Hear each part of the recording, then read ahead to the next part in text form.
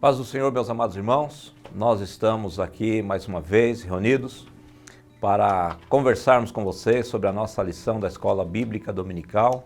Nesta oportunidade para compartilharmos a lição de número 3 desse terceiro trimestre de 2020, essa lição que está abordando os livros de Esdras e Neemias e tem como título Os princípios divinos em tempos de crise, a reconstrução de Jerusalém e o avivamento espiritual como exemplos para os nossos dias.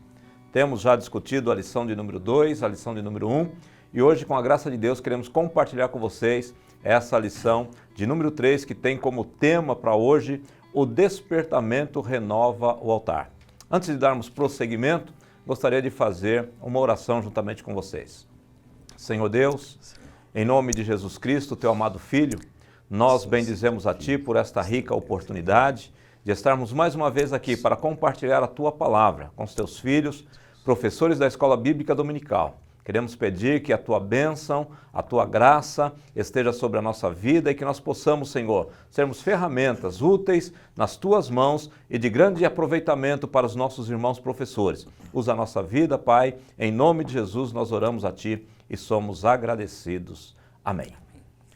Nesta oportunidade, mais uma vez, estou aqui com os meus irmãos, meus amigos, irmão Éden, que vai também participar desta transmissão, e também o irmão Newton, que eu quero já pedir que eles cumprimentem vocês. Cumprimento todos os irmãos, professores, com a graça e a paz do Senhor e Salvador Jesus Cristo. É um prazer, uma alegria estar aqui mais uma vez junto com o nosso pastor Paulo, com o amado irmão Newton, também para compartilhar e comentar esta lição que tem sido uma bênção em nossas vidas, nossas igrejas. Amém?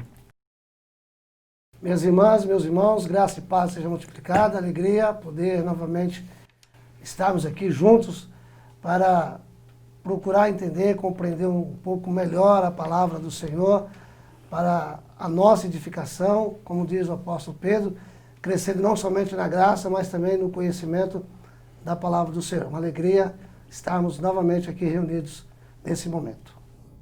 Que bom, obrigado pela presença de vocês dois. E, conforme dito, o tema desta semana é o despertamento renova o altar. O nosso textuário, ele está registrado no primeiro livro de Reis, capítulo 18, versículo 30, onde está escrito assim: Então Elias disse a todo o povo, chegai-vos a mim. E todo o povo se chegou a ele, e reparou o altar do Senhor, que estava quebrado. Verdade prática, Satanás jamais derrotará o crente, cujo altar é constantemente renovado pelo Espírito. Conforme já dito anteriormente, esse trimestre é um relançamento da CPAD baseado no livro de Esdras e Neemias, e o texto bíblico base está em Esdras capítulo 3, versículos 2 a 5 e versículos 10 a 13, que diz assim: Levantou-se Jesua, filho de Josadaque, e seus irmãos, os sacerdotes, e Zorobabel, filho de Sealtiel, e seus irmãos, e edificaram o altar do Deus de Israel para oferecerem sobre ele holocaustos, como está escrito na lei de Moisés, o homem de Deus. E firmaram o altar sobre as suas bases, porque o terror estava sobre eles por causa dos povos das terras, e ofereceram sobre ele holocaustos ao Senhor, holocaustos de manhã e de tarde. E celebraram a festa dos tabernáculos, como está escrito, e ofereceram holocaustos de dia em dia, por ordem conforme o rito, cada coisa no seu dia. E depois disso, o holocausto contínuo e os das luas novas e de todas as solenidades consagradas ao Senhor, como também de qualquer que oferecia oferta voluntária ao Senhor. Quando, pois, os edificadores lançaram os alicerces do templo do Senhor, então apresentaram-se os sacerdotes, já paramentados e com as trombetas, e os levitas, filhos de Asaf, com saltérios para louvarem ao Senhor, conforme a instituição de Davi, rei de Israel. E cantavam a reveses, louvando e celebrando ao Senhor, porque é bom, porque a sua benignidade dura para sempre sobre Israel. E todo o povo jubilou com grande júbilo, quando louvou o Senhor pela fundação da casa do Senhor. Porém, muitos dos sacerdotes e levitas e chefe dos pais, já velhos, que viram a primeira casa sobre o seu fundamento, vendo perante os seus olhos esta casa, choraram em altas vozes, mas muitos levantaram as vozes com júbilo e com alegria, de maneira que não discerniu o povo as vozes de alegria das vozes de choro do povo, porque o povo jubilava com tão grande júbilo que as vozes se ouviam de muito longe. Então esse é o nosso texto bíblico base e para esta semana nós temos como objetivo geral da nossa lição identificar o que caracteriza o verdadeiro despertamento espiritual. E como objetivo específico para cada um dos temas ou para cada um dos tópicos dessa lição seria, primeiro, elucidar aos alunos o significado do altar para o antigo pacto. Segundo objetivo específico é entender que Cristo é o centro da nossa comunhão com Deus. E como terceiro objetivo específico, comprovar que nem todos os despertamentos de hoje têm as mesmas características mencionadas de um verdadeiro despertamento. Então esses são os objetivos que, como professor, você precisa alcançar na sua lição desse próximo domingo. Só fazendo uma contextualização, o livro de Esdras e Neemias, eles vão tratar sobre o retorno do povo de Judá que estava no exílio babilônico. E Daniel, ele orando ao Senhor, entendeu pela palavra de Deus que esse período duraria 70 anos. E ele orou ao Senhor para que realmente viesse a acontecer essa promessa da parte de Deus. Quando Ciro assumiu então o controle de Babilônia, ele fez o seu decreto, ele fez o seu edito para que o povo retornasse para Judá. E esse retorno se deu em 3 fases, em 3 turmas, como também a vinda para o cativeiro em três ocasiões, o retorno também foi em 3. E nesse primeiro que nós estamos tratando aqui, foi com Zorobabel e Josué ou Jesua, que era o sumo sacerdote, e eles retornaram então para Judá. E quando eles chegaram ali, já no primeiro ano, no 7º mês, antes de começar a reconstrução do templo, eles, dado até as dificuldades que eles perceberam que enfrentavam e iriam enfrentar ainda mais, eles decidiram por reconstruir o altar. E é em cima dessa reconstrução de altar que pauta a nossa lição desta semana. E eu queria já passar para o irmão Newton, para que ele trouxesse para nós esse primeiro tópico que fala a respeito do altar do Senhor, da reconstrução do altar do Senhor. Pois bem, meus irmãos, pastor Paulo, interessante que o comentarista do livro, do comentário, versículo por versículo do Antigo Testamento, o Champlin, eu achei bastante interessante, que coloca assim, ó, a adoração judaica é restaurada. E aí ele faz a seguinte divisão, do capítulo 3, versículo 1, ao capítulo 6, versículo 22.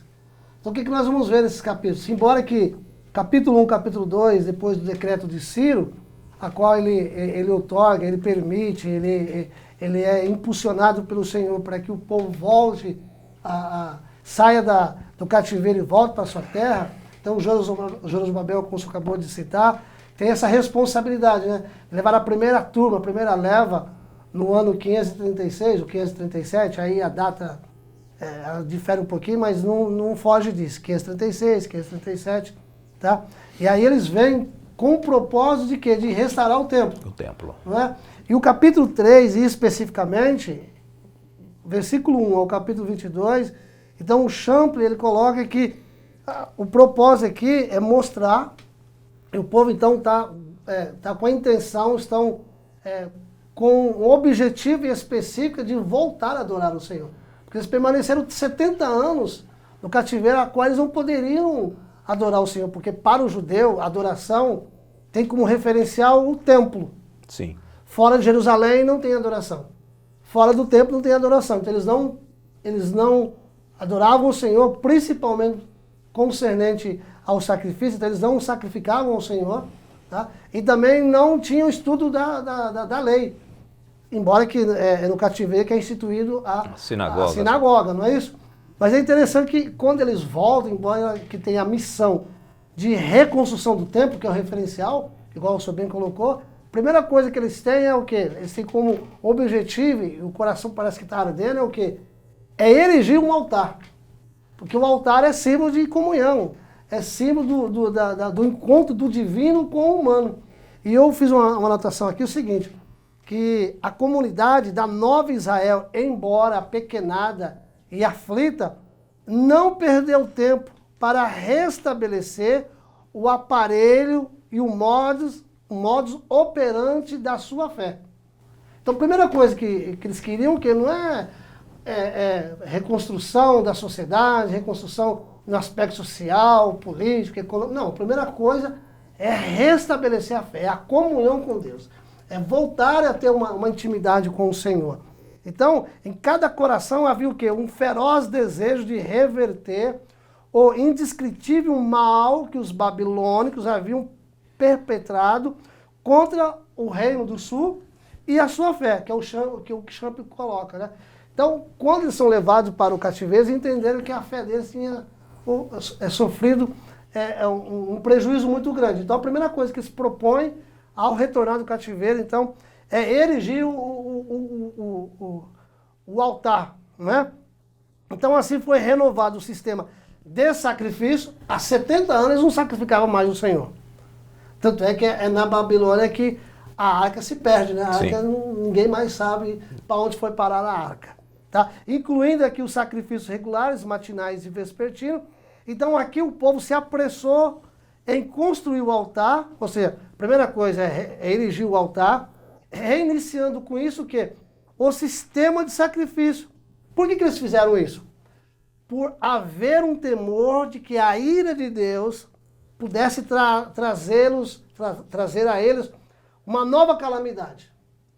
Porque eles entenderam que quando eles foram levados para o cativeiro, é porque a ira de Deus havia descido sobre eles, justamente porque eles haviam desobedecido a palavra do Senhor. Então agora, com esse temor, e podemos até dizer tremor, a primeira coisa que eles fazem é restabelecer, então, o altar. Então aqui, o autor também aqui da revista, né, o Eric Bergstein, ele colocou aqui, eu quero colocar para os amados professores e professoras, alguns termos, o que significa o altar. E aí a primeira palavra que ele vai usar é, claro, no Antigo Testamento, que é a fala, a palavra, a língua hebraica.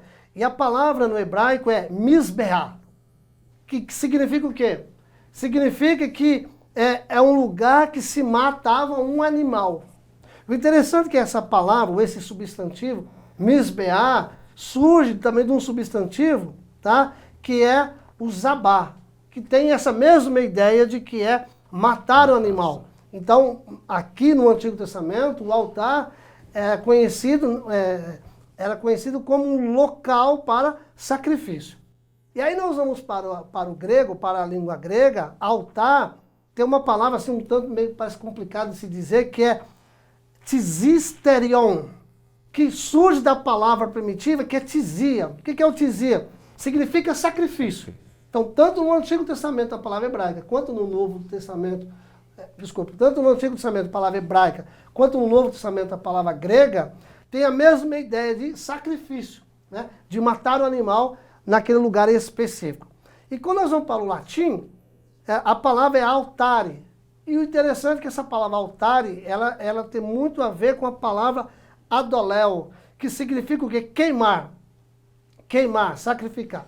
Então que nós vimos as três línguas aí, tanto no hebraico, tanto no grego, quanto no latim, que altar é um lugar de sacrifício. O altar é um lugar de morte, é um lugar de matança.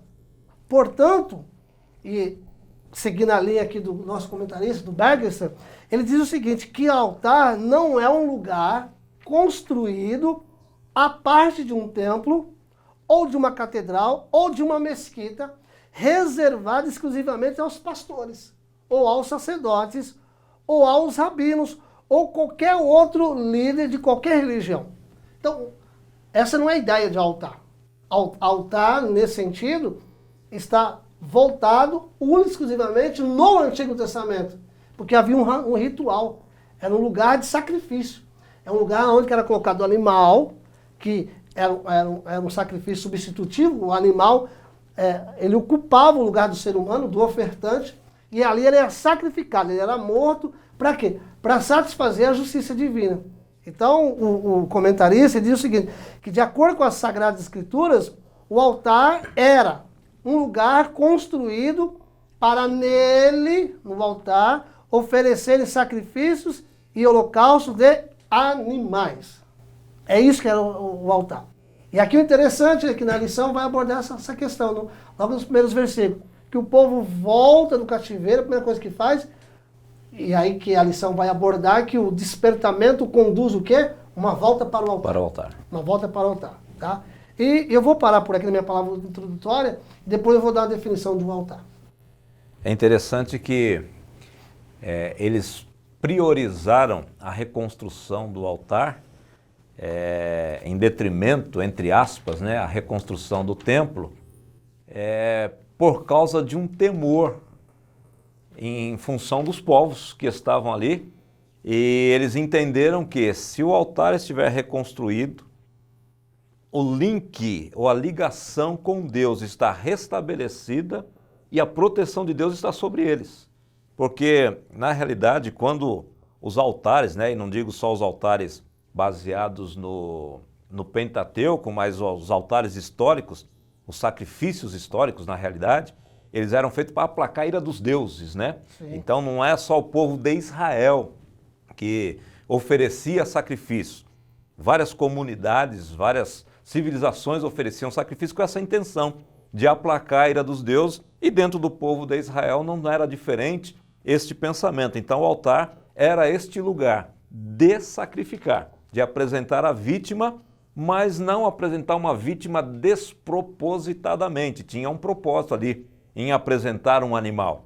Não era simplesmente para ver o sangue ser derramado, né? O altar era um lugar de confissão de pecados. Então, quando um judeu levava ali o seu animal para ser sacrificado, ele estava confessando o seu pecado ou o pecado da própria comunidade, né? O pecado do próprio povo, na expectativa de que aquele sacrifício aplacasse a justiça de Deus e não viesse punição para o povo de Israel. Não sei se o Éden quer falar alguma coisa dentro desse aspecto aqui. Aproveitando que altar, sacrifício, fala de morte. É algo que é interessante, que acontecia. Havia primeiro a morte, para depois vir a vida. Havia primeiro a justiça de Deus, para depois vir a bênção de Deus. Primeiro vinha o juízo, a execução da justiça. Porque, segundo a lei, né, o pecado traria a morte e o sangue deveria ser derramado. Então, o ofertante, ele viria trazendo o animal e aí seria imputado os seus pecados sobre a vida daquele animal, e seria derramado o sangue daquele animal. E aí, aquele ofertante que veio com o arrependimento, com o peso do pecado, com seu quebrantamento diante de Deus, preocupado com o favor de Deus, preocupado com os seus inimigos, com os seus problemas, consequências que ele pode ter de desobediência, ele chega diante do altar e aí, após o sacrifício, aí ele tem alívio, ele tem paz, ele tem justificação, ali ele tem a bênção de Deus sobre a vida dele. Então, o lugar de matança, onde tem primeiro a morte, para depois vir a vida. É interessante que altar, quando se fala de altar no Antigo Testamento, exclusivamente para Deus, altar é designado para oferecer sacrifício. O interessante é que em Levítico 22, em Malaquias capítulo 1, versículo 7 a 8, vai dizer o seguinte, que no altar nada imundo ou defeituoso deveria ser ofertado nele. Ou seja, Deus não aceita qualquer tipo de oferta. E é claro que nós entendemos que o Antigo Testamento ele está prefigurando o que viria a acontecer no Novo Testamento, como João diz, 1:29, eis o Cordeiro de Deus que tira o pecado do mundo. É claro que está apontando para Jesus, e Jesus veio para cumprir esse sacrifício, satisfazer a justiça divina, né? Como diz lá em 2 Coríntios, capítulo 5, versículo 21. Porque, vamos ler aqui, por favor, 2 Coríntios, capítulo 5, versículo 21. Porque aquele que não conheceu o pecado, ele o fez pecado por nós, para que nele fôssemos feitos justiça de Deus. Então, em Cristo Jesus, todo o ritual de sacrifício que havia no Antigo Testamento foi cumprido em Cristo Jesus. Nós vamos ver daqui a pouco o segundo ponto, né? Então, é por isso que aqui no Antigo Testamento, em Levítico, em Malaquias, diz que o sacrifício, ou seja, no altar não poderia ser colocado nada imundo e nada defeituoso. Justamente isso, nós precisamos entender que no altar tem que ser algo que Deus se agrada. Nós poderemos, igual você acabou de colocar, não é? Se o sacrifício, o lugar de nós morrermos, é um lugar de matança, então não pode ser feito de qualquer forma. Existe uma ética, existe uma reverência para se poder se ofertar ao Senhor.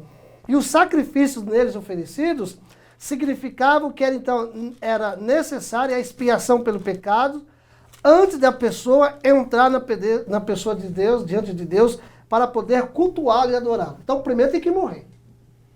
Porque a Bíblia diz que o que faz diferença entre nós e Deus são os nossos pecados. E Paulo vai dizer aos Efésios capítulo 2 que nós estamos mortos nas nossas ofensas. Então, o pecado é como se nós estivéssemos mortos diante de Deus. E em Cristo Jesus nós somos vivificados. Então, o sacrifício tem essa importância de nós. E aí eu vou colocar aqui já a definição de altar, que altar é lugar de entrega. Altar é lugar de entregar.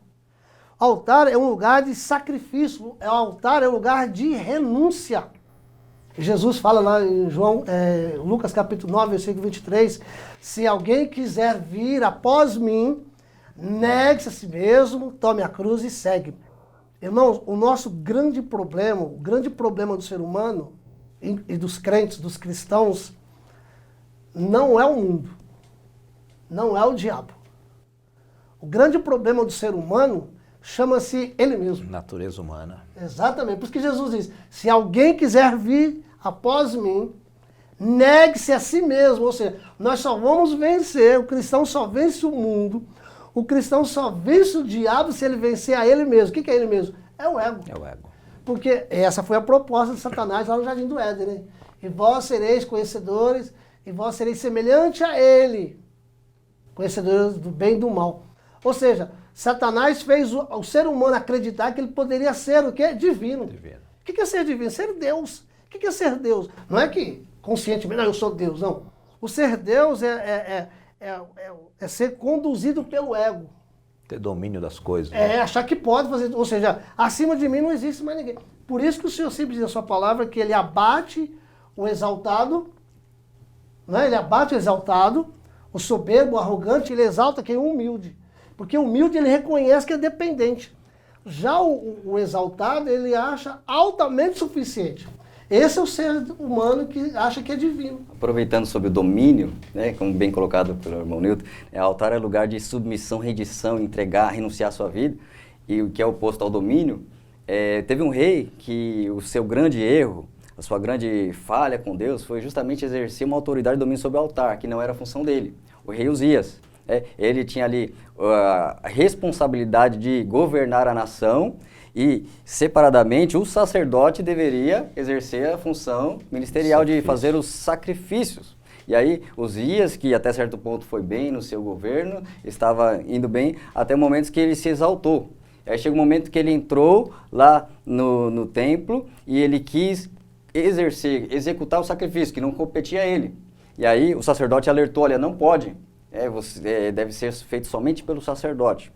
Essa passagem está lá em 2 Crônicas, capítulo de número 26, do 16 até o 19, e como consequência dessa ousadia dele, onde ele entrou, ele colocou o sacrifício, fez o sacrifício, ele não ouviu a orientação do sacerdote, onde ele deveria respeitar a lei, porque sacrifício deve ser conforme a palavra, sacrifício deve ser conforme os padrões e as normas estabelecidas por Deus, assim como já no início do tabernáculo, Nadab e Abiú, ao colocar um fogo estranho, morreram. Deus teve que mostrar que é com seriedade, com temor, com reverência, da forma que Deus quer. E aí, nessa passagem em 2 Crônicas 26, Uzias toma a atitude de ir lá, oferecer e imediatamente ficou leproso. Ou seja, ele, por ser o rei, quis ter o domínio. O altar eu faço, eu mando, eu posso. Sendo que é o inverso. Altar é quem pode é Deus, quem deve ser reconhecido é Deus, reverenciado é Deus, né? E quem deve se agradar daquilo que é ofertado é Deus, e nunca o homem. Então, um rei que foi infeliz, passou o restante dos seus dias leproso, afastado, por achar que tem domínio sobre o altar. Por isso que eu acho que é interessante a definição de altar, que é um lugar de entrega, é um lugar de renúncia, é um lugar de sacrifício, é um lugar é um lugar onde que o humano encontra o divino. Porque aí o divino desce para receber. É interessante. E o altar é o lugar de comunhão entre o adorado, quem é o adorado, ou seja, o objeto de adoração. Quem é o objeto de adoração? É Deus. É o transcendente, é o soberano, é o sublime. Então, é um lugar de comunhão entre o adorado, ou seja, o objeto de adoração, e o adorador. E é por isso que eu acho bastante interessante nessa lição, que poderá ser abordada pelos professores e as professoras, que o texto aqui, a respeito da restauração, o despertamento renova o altar. Então, o verdadeiro avivamento, o verdadeiro despertamento nos conduz ao quê? Ao altar. Altar é sinônimo de quê? Comunhão com Deus. Que é o tópico 1 que vai ser abordado ali. E como você disse aí que no altar é essa união, né, entre o divino e o humano, Êxodo capítulo 20, versículos 24 e 25. Mais especificamente o 24 diz assim: um altar de terra me farás, e sobre ele sacrificará os teus holocaustos, e as tuas ofertas pacíficas, e as tuas ovelhas e as tuas vacas. Em todo lugar onde eu fizer celebrar a memória do meu nome, virei a ti e te abençoarei. Então aqui em Êxodo 20, Deus está dizendo sobre a construção do altar e dizendo que onde o povo edificar o altar e ali fizer a sua entrega a Deus, Deus está se responsabilizando. Olha que coisa tremenda, que coisa gloriosa. Deus dizendo que quando você fizer o altar e ali oferecer, fazer a sua entrega, eu venho. Eu venho. Né? É o transcendente, é Deus Todo-Poderoso se preocupando com nós, réis mortais. Né? Então o altar é esse lugar de proximidade. E quando a gente olha a disposição do tabernáculo, eu acho maravilhoso, né? Que nós vemos dois altares, né? na disposição do tabernáculo. Nós vemos o altar de holocausto na entrada, né? Que você não pode dar nenhum só passo se não houver derramamento de sangue. Em direção ao divino, nenhum passo se não houver o derramamento de sangue.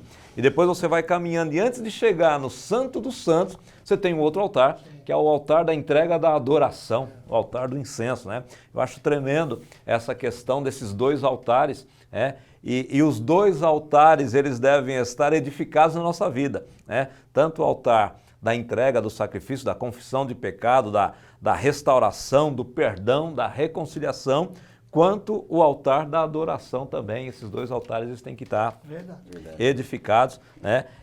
Simbolizando a verdadeira adoração.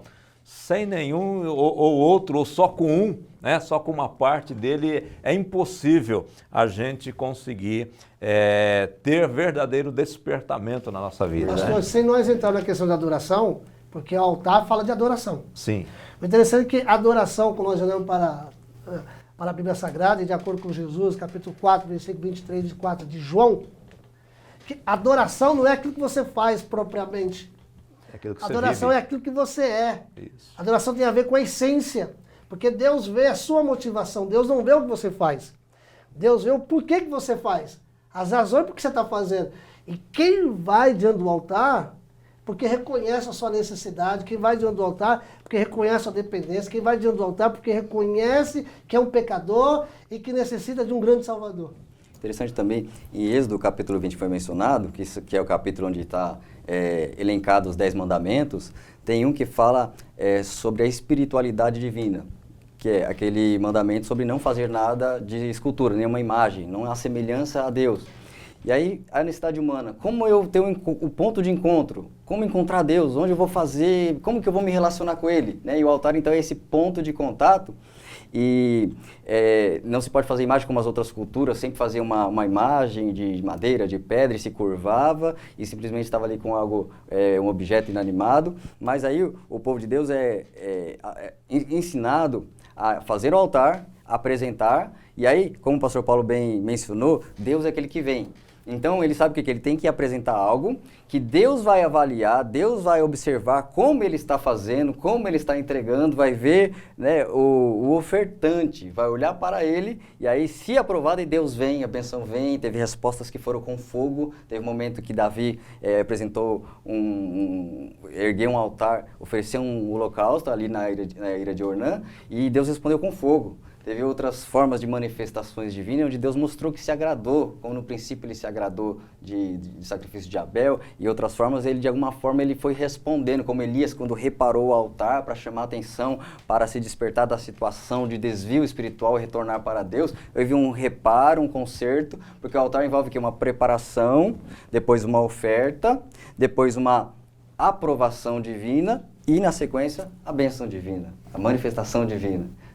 Então nós vemos isso, Deus Deus é espiritual, mas nós podemos fazer algo aqui, apresentando a Ele, né, no Antigo Testamento, como figura do Novo Testamento, que é também um sacrifício espiritual.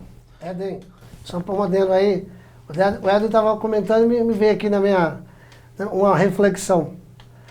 Até para nós, podemos dizer assim, é como testar as religiões existentes no mundo, porque as religiões, quem avalia as ofertas dos ofertantes é o religioso, é o líder. Se vale, se não vale, está de acordo, não está de acordo. Tanto é que aconteceu no século XVI a Reforma Protestante. Quando nós olhamos nesse aspecto que você abordou, que quando o ofertante vai diante do altar e Deus desce para receber a sua oferta, quem avalia a oferta do ofertante e aprova e desaprova é Deus, não é o religioso. Quem avalia é Deus. A minha oferta, quem avalia é Deus. A tua oferta que você está entregando a Ele, se é boa ou não, se é agradável aos olhos dele ou não, é Deus. Isso é muito interessante. E é interessante que se a gente olhar para a oferta de Abel e de Caim, Deus não olha primeiro para a oferta, né? Ele olha primeiro para o ofertante. Atentou Deus para Abel e a sua oferta. Então, que Jesus alertou no Novo Testamento, você tem alguma coisa contra alguém, Teu você está com a sua oferta, deixa ela ali aguardando, vai, acerta 23, e volta e depois entrega. Depois você entrega. Nesse ponto, isso é muito importante. O que conta para Deus não é a quantidade, é a qualidade. É o porquê que você está fazendo. Porquê, exatamente. E aí, um texto que me lembra na memória, quando Samuel foi na casa de Davi, de Jessé, para ungir. Aí primeiro apareceram os 3 primeiros filhos de Jessé, e Samuel, claro, era profeta, mas o ser humano erra. Ele se equivocou. Quando ele foi ungir, o Senhor falou, não, Samuel, esse não. Primeiro não, segundo não. Eu acredito que o Samuel perguntou, mas Senhor, por quê? Samuel, o homem olha com os olhos, o homem vê a aparência, contudo eu vejo o quê? O coração. Então, para Deus, o que conta é a motivação, é a intenção, é por que você faz. Isso é muito interessante. E para a gente finalizar esse primeiro tópico, voltando a Esdras, né? É interessante que o povo, é verdade que por medo das circunstâncias, ele resolveu edificar o altar, mas eu estava lendo o texto e era o 7º mês. E o 7º mês era muito importante, porque você tinha a festa das trombetas, você tinha a festa dos tabernáculos e você tinha o dia da expiação, que o dia da expiação é importantíssimo para o judeu, que é o dia de confissão de pecados. Então perceba, o povo tinha ficado exilado por 70 anos porque desagradara a Deus. Quando eles retornaram, ao invés de aguardarem a reconstrução do templo para edificar o altar, eles falaram, não, confissão de pecado, restauração de vida com Deus é mais importante nesse momento. Vamos tratar o perdão dos nossos pecados, vamos tratar de resolver essa situação com Deus, confessar os nossos pecados para que a gente possa ter bom êxito em tudo aquilo que a gente veio para fazer. Então, essa questão do dia do perdão, principalmente, o dia da expiação, eu acho bastante importante essa pressa em restaurar o altar para que houvesse perdão e confissão. Aproveitando o gancho sobre restauração, sobre renovação do altar, né? Eles estão retornando e é um povo que agora tinha aprendido a lição e antes do exílio, muitas vezes eles não santificaram, não reconheceram Deus como santo e o seu altar, não deram o devido respeito e reverência e ao ponto de se desviar tão grandemente. E muitos dos reis, como por exemplo Jezabel e Acabe, que foram multiplicando altares idólatras, foram fazendo altar para Baal, casa para Baal, como está lá, 1 Reis 16:33, fez uma casa para Baal, então, ou seja, era uma multiplicação de idolatria. E teve rei que no seu governo foi deixando de lado as coisas de sacrifício, as coisas solenes, objetos utensílios foram jogados fora, então, ou seja, houve um desrespeito. Aí teve alguns reis que, para conseguir restaurar, houve um trabalho, houve um empenho, houve todo um trabalho de restauração, às vezes nacional, de todo um empenho para que voltasse plenamente a fazer a vontade de Deus.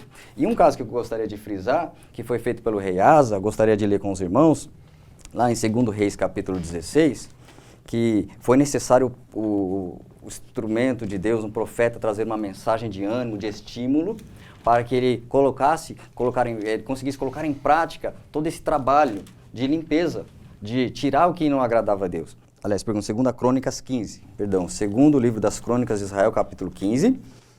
Asa é um capítulo que vai tratar sobre o rei Asa, quebrando ali todo um histórico de idolatria e ele vai começar um tempo novo. Versículo de número 7 cita uma parte da profecia de um homem de Deus que veio e ministrou, versículo 7, dizendo: esforçai-vos, não desfaleçam as vossas mãos, porque a vossa obra tem uma recompensa.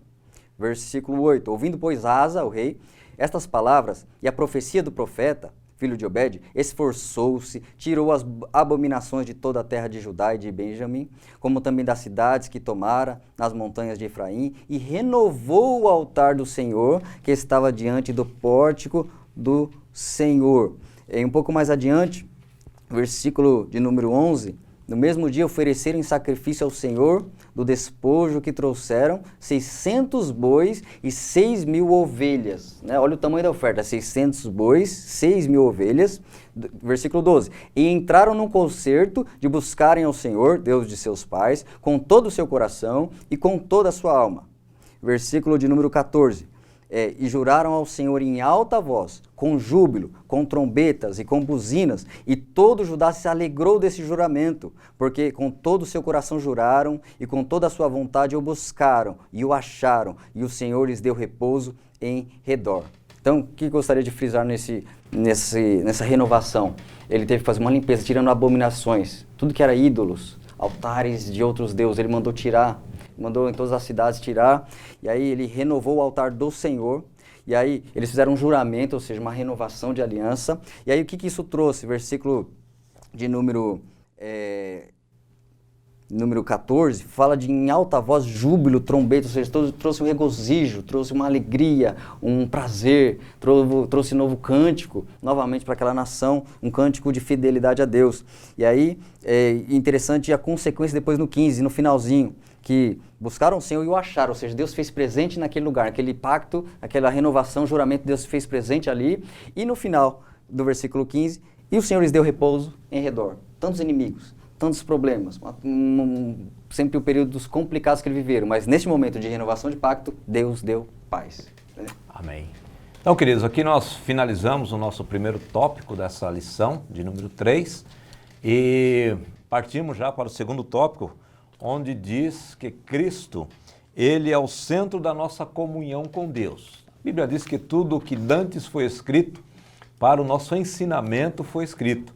E tudo que a gente vê no Antigo Testamento, o propósito, o objetivo de Deus é apontar para Jesus Cristo e o seu sacrifício. Então, o altar, ele foi muito importante no Antigo Testamento, dentro daquele sistema de ofertas, dentro daquele sistema religioso judeu, mas ele apontava também para Cristo, né? Então, Cristo, ele é o centro da nossa comunhão com Deus. E o Éden vai comentar um pouquinho para nós aqui sobre essa centralidade da nossa comunhão em Cristo Jesus. Amém. Maravilhoso essa figura que é apresentada no Antigo Testamento, que a realidade vem em Cristo, né? O Antigo Testamento é sempre a figura, onde a realidade acontece no Novo Testamento, né? E aí quais são as figuras? Primeiro, após a lei, Deus determinou que deveria ter um altar só. A nação inteira não poderia ter vários, era um só, um lugar de sacrifício. Então mostra já a exclusividade do acesso a Deus, somente um caminho, um só Senhor, então somente em Cristo. Mostra-se também que como que funcionava aquele sistema de sacrifício. Haveria um sumo sacerdote, haveria o altar e haveria a oferta, né? E Cristo, ele é a oferta, né? João 1,39, eis o Cordeiro de Deus que tira o pecado do mundo, oferta perfeita, porque o sacerdote deveria examinar o animal recebido, se não deveria ter um defeito, um machucado, se não era doente, ver a qualidade, porque isso apontava o quê? A perfeição do sacrifício. Então, Cristo é esse sacrifício perfeito, que tinha capacidade, tinha realmente a validade de ser o sacrifício em favor da humanidade, o sangue justo derramado pelo injusto. Então, Cristo é o sacrifício. Ao mesmo tempo também, precisava de ter alguém com autoridade para fazer o sacrifício, não é qualquer pessoa, é o sacerdote, ungido, consagrado, da linhagem especificada por Deus para exercer.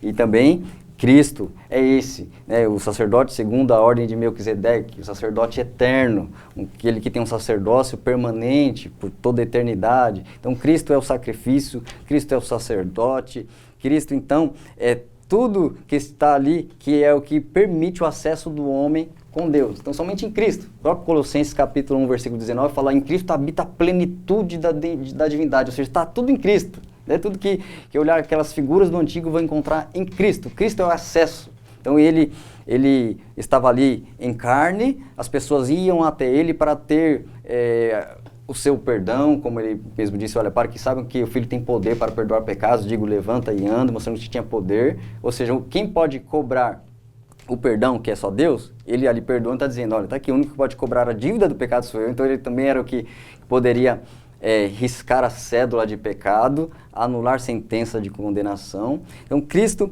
ali é um encontro, é o contato. Então as pessoas antes deveriam procurar, eu devo ir até o altar, eu devo ir até Jerusalém, né? Até os judeus eles deveriam, algumas vezes no ano, comparecer em Jerusalém, viajar, deixar ali a sua residência e ir até o lugar para ir ao lugar de encontro. Então havia um deslocamento físico, eu tenho que ir até lá para ir até o altar. Mas agora o Novo Testamento, em Cristo, que é o ponto de acesso, que é o ponto de encontro, é o próprio Deus, que agora veio para habitar em nós, eu não preciso ir até um lugar, preciso ir até Cristo, preciso estar em Cristo, preciso estar nele e ele estar em mim, preciso estar sendo uma habitação de Deus, preciso ser templo de Deus, né? Primeira carta aos Coríntios, capítulo de número 3, versículo 16, o apóstolo Paulo reforça isso, de onde está o templo, quem é esse templo, né? Onde Deus agora se faz presente. Deus antes deveria descer ali no altar e manifestar que se agradou do sacrifício, mas hoje onde Deus aparece? Onde Deus se faz presente? Né? Onde é o templo? Alguém pode destruir o templo? Quais seriam algumas perguntas? Pode-se destruir e acabar com o templo, fechar o templo? Vivemos um tempo aí de afastamento, vamos fechar os templos, fechar as igrejas, mas o templo genuíno, verdadeiro, espiritual não fica fechado, né? 1 Coríntios, capítulo 3, versículo 16, vou ler aqui para compartilhar aqui a leitura com os irmãos. Não sabeis vós que sois santuário de Deus e que o Espírito de Deus habita em vós? Isso, o Espírito habita em nós. Nós somos o templo. Então não precisa do deslocamento para ir até um altar. Nossa vida.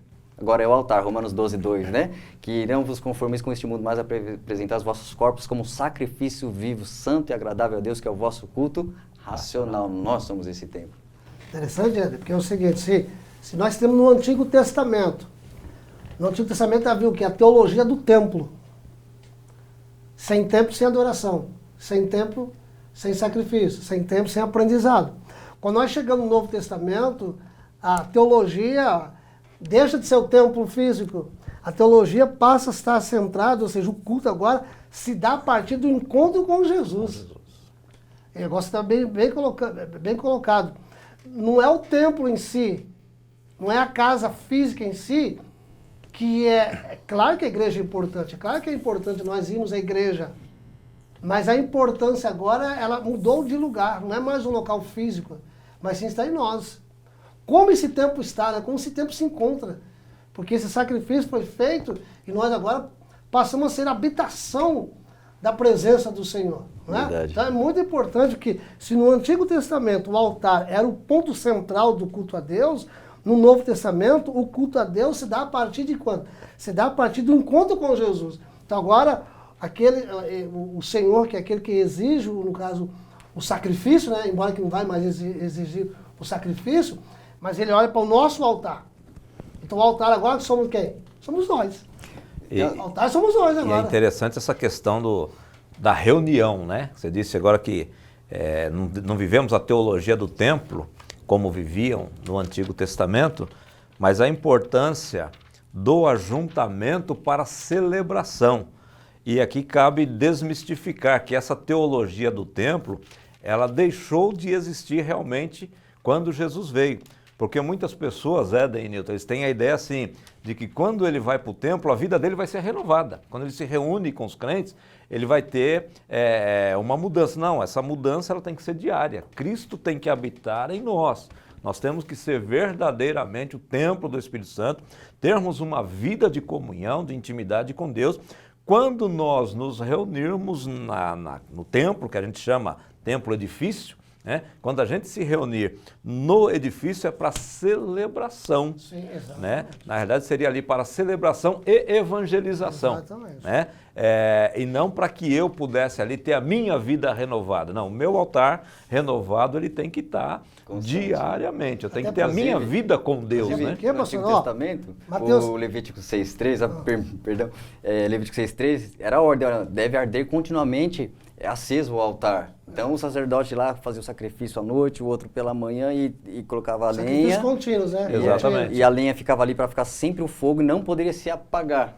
E aí, no Novo Testamento, em Tessalonicenses, primeira carta do apóstolo Paulo, capítulo 5, versículo de número 19, ele diz, não extingais o espírito, ou seja, não deixa o espírito apagar. Não precisa lá pegar a lenha, carregar e colocar lá, pôr outro sacrifício, colocar para o fogo continuar aceso. Não deixa o espírito se apagar, ou seja, a comunhão, oração, adoração, mantém a chama acesa. Até um texto que você citou na aula anterior, Efésios 5, 18, né? Não vos embriagueis com vinho, em que há contenda, mas enchei-vos do Espírito. Interessante, né? Essa frase, sabe? Que manter-se cheio, né? É uma continuidade. Tá lá, né? Mas enchei-vos, o verbo se encontra, é uma ação contínua. É uma continuidade. Entendeu? É como se fosse uma linha linear, Isso. continuamente. Não é amanhã está cheio. Mantenha-se cheio, né? Mantenha-se constantemente, cheio. E o pastor estava falando aqui, falou questão de igreja, não é desmistificando a igreja, o templo físico, ele é importante. Mas ele é importante no sentido de nós nos reunirmos para celebrarmos ao Senhor, de estarmos juntos, mantemos a comunhão com os irmãos, a gente não... Passou a semana, nós não vimos os irmãos, então num templo físico a gente vê os irmãos, ter um momento de comunhão, de diálogo, como é que você vai, durante a semana, como é que foi, ok? Mas o templo aqui, no caso, como o Senhor Jesus diz lá em Mateus capítulo 18, versículo 20... Porque onde estiverem 2 ou 3 reunidos em meu nome, ali estarei no meio deles. O que está dizendo o texto aqui? Que a igreja é o quê? A igreja é um encontro. É um encontro entre eu, o Éden, o pastor Paulo, os irmãos daqui. Aqui está acontecendo um encontro agora. A igreja está reunida. Então, o Senhor, ele se revela quando? Ele se revela no templo físico. Tem até aquela frase que alguns irmãos dizem, né? Não me leve a mão não, viu, meus irmãos e irmãs? Talvez você pense assim. Eu já ouvi muito disso. Antes de nós chegarmos aqui, o Senhor já estava. A pergunta é, o que ele está fazendo no tempo vazio? Porque o Senhor se revela na existência humana. Onde tiver, o texto está dizendo isso. O Senhor se revela na existência humana. Onde tiver 2 ou 3, o nome dele, cultuando, adorando, exaltando, bendizendo, ele se faz presente. Você chega junto, né? Aí ele chega junto. Queria comentar também sobre o sacrifício, tem alguns versículos sobre sacrifício. No Antigo Pacto, né, tinha que apresentar algo. Salmo 51, 17. Os sacrifícios para Deus são um espírito quebrantado. A um coração quebrantado e contrito não desprezarás, ó Deus. O que Deus recebe? Um animal que eu vou lá levar? Não, o meu espírito quebrantado na presença dele é o que ele se agrada. Oséias capítulo 6, versículo 6, olha o que o profeta traz, porque eu quero misericórdia e não sacrifício, e o conhecimento de Deus mais do que holocaustos. Então, olha, é melhor eu fazer o bem do que um ato simplesmente religioso, mecanicamente, por um ritual, por um costume. E o conhecer a Deus mais do que o holocausto, ou seja, eu conhecer no sentido de relacionar. Eu conheço Ele não no sentido teórico, mas eu vivo com Ele, falo com Ele, eu tenho experiências com Ele, eu conheço Ele. Isso vale muito mais do que holocaustos, né? Hebreus também diz, ofereçamos a Ele frutos, holocaustos que são sacrifícios que confessam o seu nome, louvor, Hebreus 13, 15. Né? Então, nesse segundo tópico, nós vemos que realmente Cristo, Ele é a centralidade da nossa comunhão com Deus. Sem Cristo, não há comunhão com Deus. O escritor aos Hebreus vai dizer que o sangue de bodes, de novilhos, ele aplacava, ele ocultava, né? Ele encobria os pecados, mas o sangue de Jesus Cristo, ele nos purifica, ele tira de nós o pecado, é o que disse João Batista, né? Evangelho de João, capítulo 1, versículo 29, eis aí o Cordeiro de Deus que tira o pecado. Ele extrai, ele arranca, porque segundo Isaías, o que faz separação entre Deus e os homens, né, é o pecado. Então o pecado é que separa Deus dos homens.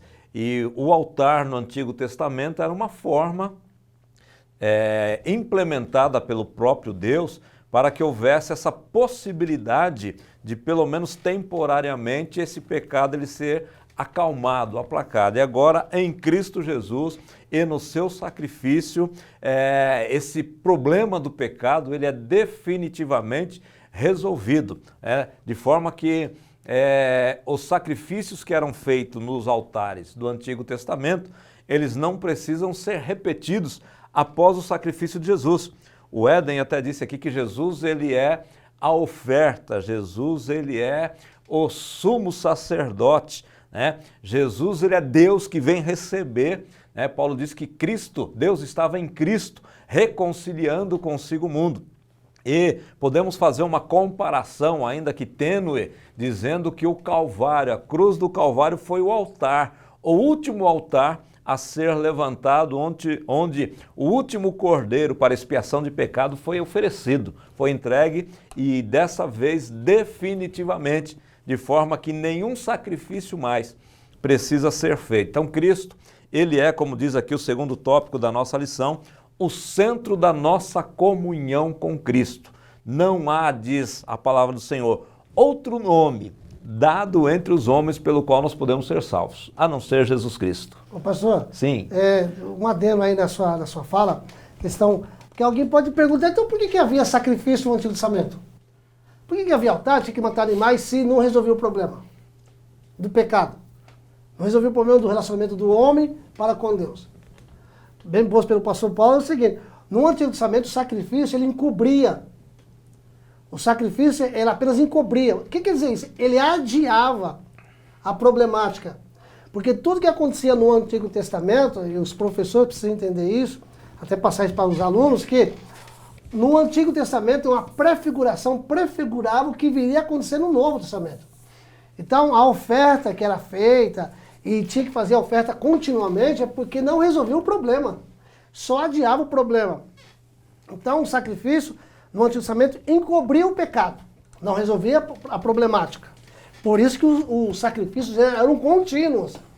Quando Jesus vem, e o texto citado pelo apóstolo Paulo, né? Pelo pastor Paulo, nosso irmão Éden, João 1, 29, João teve esse entendimento, esse discernimento. Eis o Cordeiro de Deus que tira. A palavra tirar ali, o verbo ali é erradica. Ele arranca, ele extirpa. Por isso que o sacrifício de Jesus ele foi único. Foi único e perfeito, porque ele veio e resolveu uma problemática. O nosso problema se chama pecado. E Cristo veio e resolveu esse problema. Eis o Cordeiro de Deus que tira o pecado do mundo. João 19:30, quando Jesus está na cruz do Calvário, ele fala a palavra no aramaico, tetelestai, ou seja, entrego o meu espírito, diz o texto que ele, o que está dizendo ali? Que ele diz para o pai, pai, está pago. A dívida está quitada. Ninguém deve mais nada. Nós não devemos mais nada para a justiça divina. Cristo Jesus pagou. Cristo Jesus cobriu perfeitamente o sacrifício na cruz do Calvário. Nesse sentido, não exige-se, Deus hoje não exige mais nenhum tipo de sacrifício para que nós sejamos aceitos por Ele, a não ser que nós cremos que Jesus Cristo é o Filho de Deus. Então, não precisa de nenhum tipo de sacrifício para agradar a Deus. Amém. Posso só fazer um comentário da verdade prática? Sim, sim. Queridos, a verdade prática diz assim, ó, Satanás jamais derrotará o crente, cujo altar é constantemente renovado pelo Espírito. Então fala de um inimigo aí querendo derrotar o servo de Deus. Uma característica de povos antigos, nas suas guerras e disputas por território, muitas vezes o vencedor, ele tinha por hábito, ao entrar e destruir, uma forma que ele tinha, uma prática, era humilhar o povo e a fé daqueles que eram vencidos, muitas vezes profanando aquele altar. Ele vinha destruir o altar, ou ele pegava uma coisa que fosse abominável àquele povo e colocava ali em cima do altar, como certa vez com os judeus colocaram porcos no altar em outro momento da história. Mas é uma característica lá e destruir o altar, profanar, né, humilhar. E é até uma forma de dizer, olha, o meu Deus é maior que o seu Deus. O meu Deus é mais forte do que o seu. Então eu estou entrando aqui vencendo e destruindo o seu altar. E o que é interessante no Novo Testamento, que o altar somos nós. E Satanás é esse inimigo feroz que brama como um leão buscando a quem possa tragar. Ele quer, da mesma forma, também profanar esse altar, quer destruir. Ele quer colocar no crente o pecado, a idolatria, o mundo, a carnalidade, quer fazer com que esse altar seja profanado. E aí, o servo de Deus que tem a sua chama acesa, esse altar renovado continuamente, é esse que consegue jamais ser profanado. Ele é como, por exemplo, o servo Jó, que Satanás foi acusar, falar, olha, se tirar tudo, ele vai blasfemar. Depois, num segundo momento, se tocar na sua pele, ele vai blasfemar. Mas nesses dois momentos, ele foi fiel a Deus e ele foi um altar que manteve-se íntegro. Naquele momento, ele, ó, Deus deu, Deus tirou, bendito é o nome do Senhor, com as dores depois, no segundo momento, na sua carne, com a enfermidade, eu sei que o meu Redentor vive e por fim se levantará sobre a terra, ou seja, ele era um altar santo, consagrado a Deus. Satanás, ele pode tentar influenciar o altar das pessoas, mas aquele que for vigilante, atento, despertado, renovado em Deus, ele vai permanecer íntegro. Amém. Pois é, meus irmãos, nós terminamos aqui então segundo tópico, que Cristo é o centro da nossa comunhão com Deus. E temos o terceiro e último tópico dessa lição nossa, onde há uma advertência do nosso comentarista, pastor Eurico Bergstein, para que haja um cuidado com as imitações. É interessante que quando a gente fala de altar e a gente olha para o Antigo Testamento, como já foi citado aqui pelos nossos companheiros, algumas pessoas, elas negligenciaram o altar do Senhor. Nem todo mundo levou a sério o altar de Deus. Teve pessoas que levou ali de uma maneira descompromissada com Deus essa questão do altar. Nós tivemos até mesmo o rei Acás, que ele foi fazer uma visita na Síria, em Damasco, e viu um altar. E ele quis imitar, ele mandou uma imagem, ele mandou uma cópia para que aquele altar ele fosse replicado e colocado em Israel, a ponto de tirar o altar de Deus, o altar que Deus tinha mandado levantar, e colocar um altar imitando o altar de Deus, ou querendo substituir o altar de Deus. Nós encontramos lá, segundo o livro dos Reis, capítulo 16, versículos 14 e 15, que ele desprezou o altar de Deus e ele mandou fazer uma cópia de um outro altar, trazendo então uma imitação para o altar de Deus. Então ele negligenciou, ele não levou a sério, ele não deu o devido valor para o altar de Deus. Também já foi citado aqui pelo irmão Éder a questão do Uzias. Quando Uzias ele entrou no templo, ele não foi nem no altar de holocausto, ele foi no altar de incenso. Pior ainda, ele foi pior ainda, ele foi no altar da adoração, e ele quis fazer o trabalho que só o sumo sacerdote, uma vez por ano podia fazer, ele quis fazer aquele trabalho. Uma petulância tremenda de querer chamar para si algo que não lhe compete, né? Fazer algo que não é da sua responsabilidade. Então ele quis fazer algo, ele negligenciou também o altar do Senhor. Foi citado também pelo Éden aqui, é uma imitação barata, né? De Nadab e Abiú. Havia uma recomendação que o fogo, para ser levado para o altar de incenso, ele precisava ser tirado do altar de holocausto. Então precisava pegar o fogo do altar do holocausto e levar para queimar o incenso na presença de Deus. Sei por que razão Nadab e Abiú, eles negligenciaram esse mandamento, negligenciaram essa ordenança e pegaram fogo estranho, não sei nem onde, né? A Bíblia nem cita onde que eles conseguiram esse fogo estranho, só diz que eles trouxeram esse fogo, que não era um fogo do altar, e quiseram fazer ali uma oferta para Deus. E se você observar o texto lá em Levítico, capítulo 10, versículos 1 a 3, você vai perceber que a sentença foi imediata, né? Porque Deus, ele não aceita a imitação, Deus não recebe a imitação. E no Antigo Testamento, essas questões, elas eram tratadas meio que imediatamente por parte de Deus. Você veja que Uzias, como disse o Éden, está registrado lá, segundo Crônicas, capítulo 26, quando ele negligenciou o altar, ele ficou leproso. E diz que morreu leproso, né? Ele ficou leproso pro resto da vida. Ficou leproso para sempre. Agora com Nadab e Abiú, eles morreram. Então essas imitações, essas negligências com o altar, essas negligências com o culto, Deus ele tratava de uma forma mais rápida, né? Mais imediata. Então, nós vemos aqui que Deus não recebe, Deus não aceita, ô Newton, essa questão dessas imitações, dessas situações. Hoje, como nós dissemos, nós não temos um altar físico, um altar construído como o altar de holocausto, construído de madeira, de acácia, revestido de cobre. Não, nós não temos esse altar como o altar de incenso, que era revestido de ouro. Nós não temos esse altar físico para a gente oferecer, mas nós temos o altar do nosso coração, nós temos o nosso culto, nós temos a nossa vida para oferecer ao Senhor. Mas da mesma forma que pessoas negligenciaram o altar de Deus lá no Antigo Testamento, trazendo imitações, é possível, Éden, que haja, Newton, imitações ou tentativas de imitações nos nossos dias também e querer tratar as coisas de Deus com uma certa negligência, né? No primeiro momento, esse de Damasco aqui, que eu achei também curioso, que trouxe aquela cópia, elaborou aquela cópia e o de Deus ficou ao lado. Então ele estava no templo de Deus, o altar de Deus estava lá mais de lado, falando do mesmo Deus, então aparentemente está servindo e cultuando a Deus, mas do ladinho ali, do lado. Né? Então uma característica que também pode acontecer até nos dias de hoje com a igreja tá realização de liturgia, mas Deus está em segundo plano, Deus está de lado. A vontade de Deus não é soberana, não é o que Deus quer ministrar, não é o que Deus quer, não é a vontade de Deus em primazia, fica em segundo. Então eu posso, para agradar o homem, fazer eventos e atividades e somente uma agenda para atender o homem e não atendendo a Deus. Corroborando que o pastor Paulo estava abordando a questão, o porquê que os filhos de Arão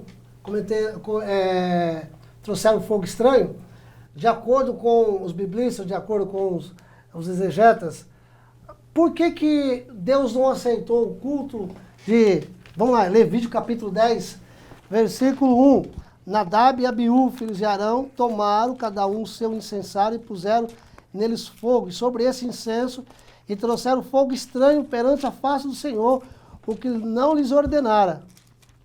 Por que Deus fulminou esses camaradas? Que vai de conta que o nosso irmão Éder está abordando. E aí é do que o tópico que o pastor Paulo está discorrendo. A questão das imitações. Porque a conclusão que se chega é o seguinte, vamos ver. Levítico capítulo 16, versículo 12. Acompanhe comigo, por favor. Levítico capítulo 16, versículo 12. Aqui está a explicação por que Deus não aceitou aquele fogo. Diz assim o texto: tomará também de sobre o altar o incensário cheio de brasas de fogo diante de quem? Diante do Senhor, e 2 punhados de incenso aromático bem moído, e o trará perante, ou seja, para dentro do véu. Por que Deus não aceitou? Porque o fogo que eles trouxeram não fazia parte do altar.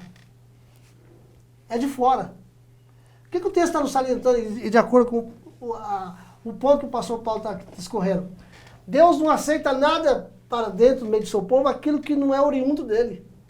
Que não provém da sua palavra, que não provém da sua vontade. Por isso nós temos que tomar cuidado, e o comentarista aqui aborda essa questão, né, e nós entendemos, e pelo menos eu entendo, que é bastante oportuno.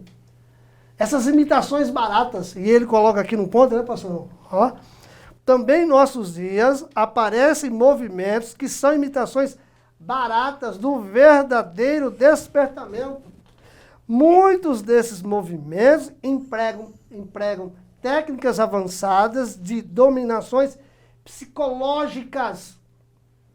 Esses avivalistas ou especialistas sabem com suas técnicas dominar o auditório e podem fazer o público rir, chorar, pular, cantar, bater palmas, sabem até imitar o batismo com o Espírito Santo, ensinando o povo a falar em línguas. São, porém, experiências sem nenhum poder e sem a menor reverência. Fogo estranho. Fogo estranho. Não vem de Deus.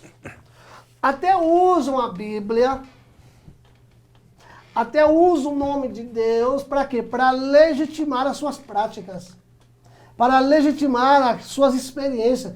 Nós precisamos tomar muito cuidado com isso, irmão Ed e pastor Paulo. De usar o nome de Deus, de usar a palavra de Deus sem fazer o exercício correto, ou seja, de uma exegese correta do texto, para legitimar práticas, legitimar ensinos, movimentos que não vêm de Deus. Porque nós vimos na semana passada, o verdadeiro despertamento que é oriundo de Deus, o avivamento que vem de Deus, ele é consistente, ele perdura, ele leva as pessoas a uma mudança de comportamento, uma transformação de vida. Entendeu? Então é muito oportuno esse ponto que o Bergson está abordando aqui e está sendo discorrido pelo apóstolo, de novo, aqui o apóstolo Paulo, pelo nosso me pastor consagrando Paulo. Então o fogo estranho é isso. É aquilo que não é oriundo de Deus, que não vem de Deus, é trazido de fora para dentro. Aquilo que é trazido de fora para dentro, Deus não aceita, não tem aprovação de Deus. Nesse sentido, é fogo estranho. Da mesma forma que no Antigo Testamento, a gente olhando para o altar, a gente percebe que, apesar de toda a importância do altar, a centralidade do altar, ela não era mais importante do que a obediência. Quando Deus deu uma ordem por intermédio do profeta Samuel a Saul para que ele destruísse os amalequitas e destruísse totalmente, inclusive os animais, e ele separou os animais. Deus disse para Samuel que Saul não tinha lhe obedecido. Quando Samuel foi abordar, ele falou, não, é que a gente separou o melhor do gado para oferecer sacrifícios a Deus, para cultuar o Senhor. Até parece que a proposta é boa, que o objetivo é bom, mas aí Deus usa a boca do profeta para dizer que Deus ele prefere que haja obediência a sacrifícios. Então, a centralidade, a importância do altar é grande. Só que a obediência, ela é melhor, ela é mais importante. Deus disse ao povo de Israel por intermédio do profeta Isaías, estou cheio dos vossos sacrifícios, das vossas ofertas, porque o seu coração não está em mim. Então essas imitações pode até parecer sacrifício, pode parecer holocausto, e trazendo para os nossos dias, pode parecer culto, pode parecer louvor, pode parecer adoração, mas pode ser uma imitação. Como disse o Newton, se não provier do coração de Deus, se não tiver sua origem em Deus, se não tiver a sua fonte em Deus, não adianta, porque é imitação. E como diz aqui o irmão Eurico e o Newton leu aqui, imitação barata. Então, olhando para o Antigo Testamento, essas passagens que eu citei de Saul, de Isaías, de Oséias, que o Éden citou aqui, não adiantava sacrificar por sacrificar. O sacrifício ele tinha que ter um propósito, um objetivo e um cumprimento diante de Deus. Assim é também nos nossos dias. Não adianta cultuar por cultuar. Não adianta ir à reunião por ir à reunião, não adianta cantar por cantar, não adianta orar por orar. Nós temos que ter um objetivo claro, nós temos que ter o nosso altar, ele edificado, ele de pé, ele santificado diante da presença do Senhor. E só um adendo, e o coração também, essa forma que Deus olha o coração, também não pode ser um pretexto, uma desculpa para se esconder. Deus conhece meu coração. Não estou fazendo, não estou servindo tão assim fervorosamente a Deus, mas Deus conhece o coração, né? Ou seja, também não pode ser uma forma, antigamente era visível, hoje é aqui dentro, mas também não pode ser uma forma de se esconder, de ocultar. Tanto que o próprio Senhor Jesus para um grupo disse, olha, vocês me honram com os lábios, mas o coração está longe de mim, Mateus 15:8. Ou seja, eu posso, não, Deus sabe meu coração, então estou aqui quietinho, vou só louvar e Deus sabe. Deus sabe também se da boca para fora é uma coisa e da boca para dentro é outra. Ele entende, ele tem o diagnóstico completo aí da alma de cada um. Então fica aqui, meus irmãos, essa orientação do pastor Eurico, cuidado com as imitações, que nós tenhamos certeza, convicção de que o altar da nossa vida, ele está de pé, ele está erguido, ele está santificado, que nós possamos manter em ordem o nosso altar, seja lá qual for, o altar da oração, o altar da palavra, o altar da adoração, o altar da consagração, que o altar da nossa vida, ele esteja pleno diante da presença do nosso Deus, que é a recomendação dessa lição nossa aqui, desse terceiro domingo, do terceiro trimestre de 2020. Nós queremos aqui agradecer a Deus por esta rica oportunidade de estarmos compartilhando com vocês a palavra do Senhor e quero passar aos nossos companheiros aqui para as suas considerações finais. Bem, agradecemos a Deus por mais essa oportunidade, um tema maravilhoso, falar em renovação de altar, que em nome de Jesus você tenha uma aula abençoada, uma aula que seja estimuladora, que cada aluno seja estimulado a manter o seu altar consertado, reparado, de pé, aceso, continuamente funcionando com algo que sobe a Deus. Uma característica dos altares é que deveria ali queimar algo que subia. Que a nossa vida venha sempre ter atitudes, louvores e o nosso ser por completo seja algo que sobe diante de Deus de uma forma agradável. Que Deus te abençoe, em nome de Jesus, uma boa aula, que Deus continue te abençoando e te usando grandemente. Meus irmãos e as minhas irmãs, se no Antigo Testamento o altar era o ponto central do culto a Deus, no Novo Testamento, Cristo é o altar com que Ele e nele se apoia e se realiza o sacrifício da redenção da humanidade. Foi tão perfeito o sacrifício de Jesus que não se pode pensar em outro maior possível e completo sacrifício. Tá? A nossa vida em Cristo é o altar de Deus, que a cada dia, cada cristão, preserve o seu altar, limpo diante de Deus, vivendo em santidade para que Cristo seja glorificado.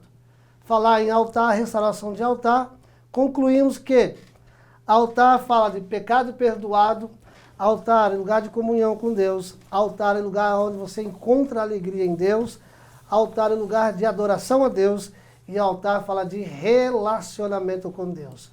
Desenvolva esse relacionamento com Deus, acima de tudo pelo que Deus é e não somente pelo que Ele pode. Agradeço a Deus por essa oportunidade. Deus abençoe meu irmão, minha irmã, que você possa estudar, você possa preparar a sua aula e, acima de tudo, manter uma vida no altar na presença de Deus para que Deus possa usá-la poderosamente para a edificação do corpo de Cristo. Deus abençoe. Amém, meus irmãos? Nós chegamos ao final dessa nossa meditação na palavra do Senhor. Espero que Deus tenha usado a nossa vida para te ajudar na preparação da sua aula e quando você estiver diante dos teus alunos, que Deus possa te usar de uma forma poderosa para que vidas sejam renovadas, fortalecidas, ensinadas e que se porventura houver algum altar que não está de pé, ele possa, através da tua ministração, ele ser levantado, ser abençoado. Nossa recomendação é que você estude a lição, que você leia a palavra de Deus, que você busque literaturas, que você assista esse vídeo e que você possa orar para que Deus ele te use poderosamente. Nós vamos fazer uma oração para encerrarmos essa nossa participação. Eu quero pedir ao irmão Éden para fazer essa oração. Amém. Oremos.